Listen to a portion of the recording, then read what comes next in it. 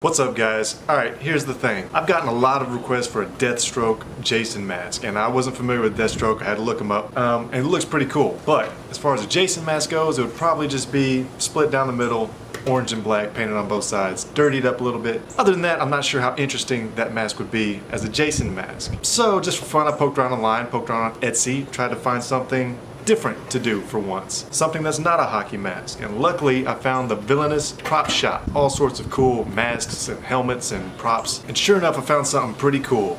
A Deathstroke 3D printed helmet. Let's see what happens.